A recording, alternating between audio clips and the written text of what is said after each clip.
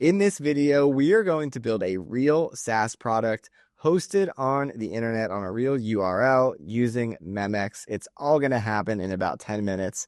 You're going to want to stick around until the end to see how we are able to build this. It's really amazing how quickly you can build software today. Thank you so much to Memex for sponsoring this video. Leave a comment below while you're watching to let me know what you think of Memex.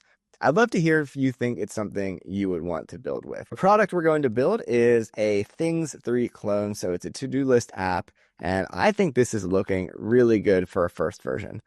Before we send our initial prompt, I just want to check our MCP servers to make sure that they are all set up correctly.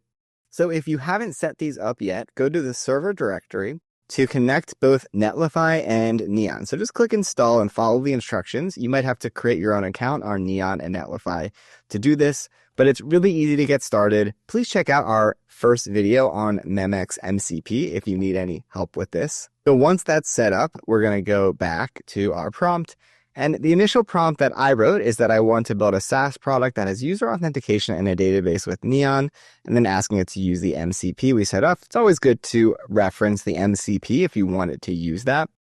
And then I'm going to say the product is going to be a Things 3 clone that allows users to manage their to-do list with the GTD method, which is getting things done method. And then I'm going to say, feel free to research Things 3 to learn about what the features and design is.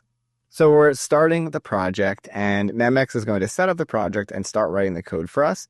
This is all going to be happening on our local machine with Memex. That's something that's really nice about Memex is it is all on your local machine, but you can deploy it to the cloud both through GitHub, but also through hosting services like Netlify, which we're going to do in a little bit. So be sure to stick around until the end to see what that looks like. I'm going to pause the video while Memex does its first building and setting up. First, it's searching for Things 3 app features, design, and just learning about things. And it's able to search the internet automatically for this, which I find really, really impressive. And then it's also connecting to our Neon MCP right away, and it is listing the projects and seeing that there is no specific project already for this, so it's creating a new project.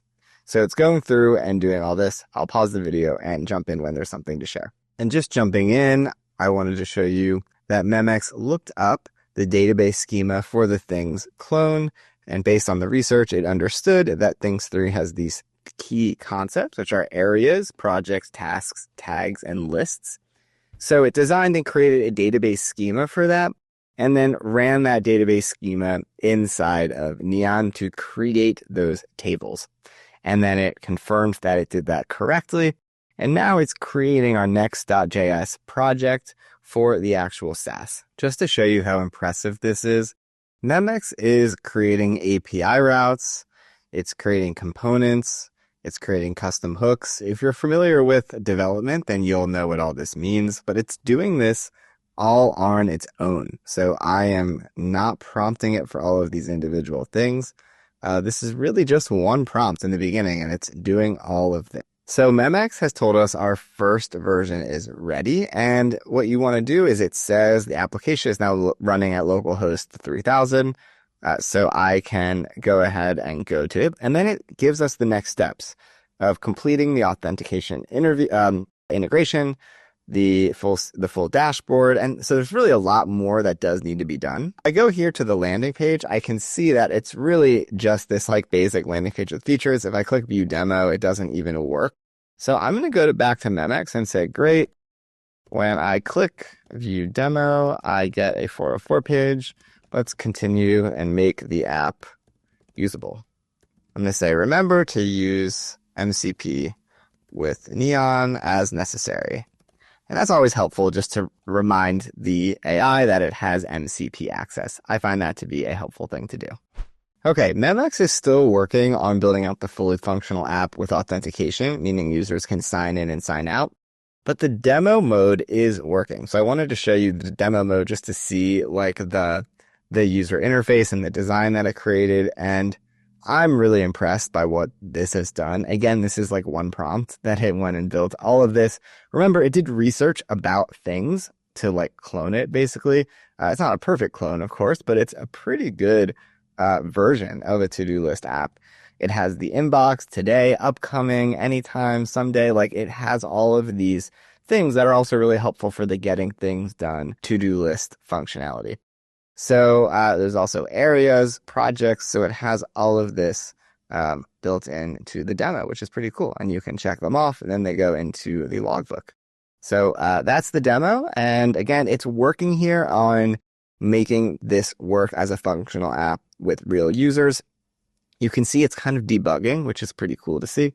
So I'm going to pause the video again and we'll come back when I have more to show you. All right, so it finished working. And now if we go to the home page, I am still getting an issue if I click get started to actually authenticate. But if we go to the live demo, now you can actually add tasks. So if I say go to the gym, it'll add that task and it'll add it to my inbox. But what I want to do is go back to Memex and I'm going to say the live demo looks great. But when I try to click get started, I get an error. And let me go to what that error is so I can copy it in and I'll paste that in. Like I want to try the real app with logging in, etc. Okay. And I'll pause the video while it continues to build this out. So one message that I just sent was to use authentication with Neon MCP. The reason I'm doing that is it looks like it was trying to use StackAuth, which I think is a different type of authentication provider. So that's why I just wanted to step in. And sometimes you want to do that. You want to look at what the AI is actually building. And if it's doing something that you don't think is right, especially if we're having errors in the app, you want to do that. So I just let it know. Now it's saying it's going to remove the StackAuth dependency and create a simpler auth system using the Neon auth credentials. So I'm going to pause the video and we'll come back when hopefully it is all working correctly. All right, so here we are in our actual app with sign in and sign up. Let's see if it works. So let's click sign up and create an account. And here's the moment of truth, create account. Okay, registration failed.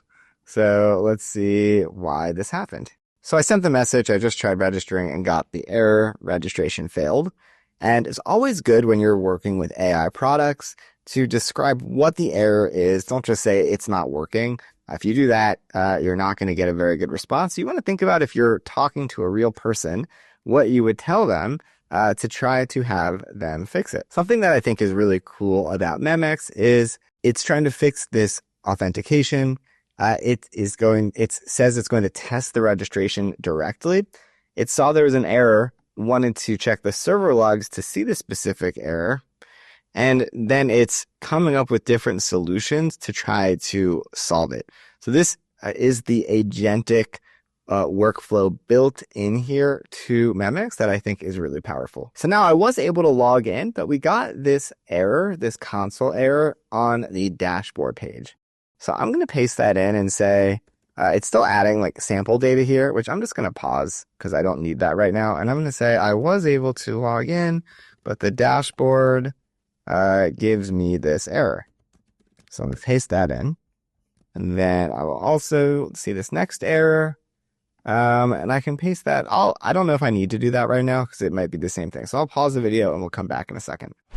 Okay, cool. So now I am logged in and it worked correctly. I can see on the top, my name and email is there, which is great. And it has this like view demo links because it just created this demo initially, which we could ask it to delete later on. So if we click new task, say go to the gym, add a task, and that's awesome. So now I can actually add tasks. The next thing I'm going to do is ask it to allow me to move tasks from my inbox to certain dates, to different basically parts of the app. So that's the next thing I'm going to ask it to do here. Right after it finishes, I think it's like finishing. Okay, here we go, successful. So right after it finishes this summary, that's what I'm going to ask it to do. So the one other thing I'm going to do is I'm going to summarize the context here and just click summarize. And then we're going to start a new chat with that summary. That's going to help save us some like tokens here in Memex. So kind of a cool thing that Memex allows us to do. And it's building out a really nice summary with basically including the file structure and everything like that. So I'm going to start a new conversation with that summary, which is awesome. So it has the summary up here. And then let's continue with, and I'm going to say, when I create a new task, I need a way to move it to the today section or other sections.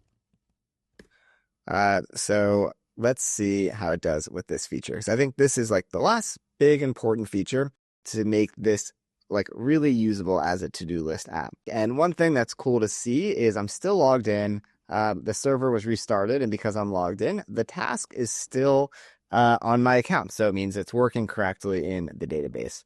We've added functionality to move to different areas. So inbox, today, folk, anytime, and someday. So if I switch to today, okay, I am getting an error there when I do that. So let me just copy this and let's go back. It's testing, and now I was testing at the same time as Memex, so it might come up with that. But maybe in general, I'll just pause it and say, I tested it. I got this error when I moved a task to today. And let's just paste that in. Maybe it would have found that on its own, but since I tested it manually, I figured it'd be fine to pause it and give my findings directly. All right, so let's test this again. Let's switch it to today. And awesome, it looks like it did switch. And if I go to today, it is there. And if I go back to the inbox, it's not there anymore. Let's switch it to anytime. We go to anytime and perfect. So now it is switching between the areas correctly. Awesome. So it's testing it. I'm just going to pause it because I know it works. Again, Memex will test it for you though. The next thing I want to do is actually deploy this so that anyone can use this to-do list task manager. So let's go ahead and say, please use the Netlify MCP to deploy this app. And remember, we set up MCP before we started. If you didn't, you can just go to the Memex MCP in the settings here on the bottom left and get that connected. So once this is done, anyone is going to be able to use your SaaS. Now, let me talk about a few other things that you could do while this is deploying here using the Netlify MCP. And I know it's working because it is right there. Now, of course, we could add Stripe functionality so that you can actually accept payments on this SaaS product. We could add some cool AI features, I think. Like, I don't know if anyone's created like an AI to-do list yet. That is really popular. So that's something that I think could be really cool that maybe in my spare time, I might use Memex to continue building. Be sure to subscribe to our channel to see the next video that I create. If I do create that, I'll definitely post about it. But in general, I think there's just a lot of cool things that you can add to this. You can add shortcuts. That could be really cool. Like adding keyboard shortcuts to get to different parts of this. So there's a lot of different things that we could do to build onto it. Okay, so I just clicked on the deployment, but I did get this error. So I'm going to take a screenshot here and paste this in and say, this is what I see when I click the link. And let's see what is going on. I can also open up Netlify and log in. And okay, interesting. So it says here that the project has not yet been deployed. And all right, here in Memex, it can see that it's not working. So that all makes sense. That basically it looks like we have made some progress because it's like it's a project created in my Netlify account. We just haven't deployed it yet. I'll just mention real quick that if you want to add a custom domain to your project, Netlify makes that really easy. So you can just add a custom domain directly in Netlify. Okay, so Memex was able to solve it, and now we are live. So this is a real URL that anyone can access on the internet. I can go ahead and click Get Started, and I should be able to sign in with the same username and password. So let's try to sign in, a moment of truth. And here we are. We are logged in to the same account, but this is live on the internet. And again, like I mentioned, you could add a custom domain here. So if I go to anytime, we can see our task is there that we had previously. So really cool. We can move it back to the inbox, and it's just all working correctly. And of course, we can continue adding more features here and redeploying to Netlify as we do that. I hope you learned something about how to build a real SaaS product using Memex. Leave a comment below if there's anything you want to see in the future or if you have any questions. I'd love to hear from you. Be sure to subscribe to our YouTube channel to get more free content like this, and click the link in the description to go to Memex and start building with Memex yourself for free. There's a free plan to check it out. Thanks so much for watching, and we'll see you in the next video.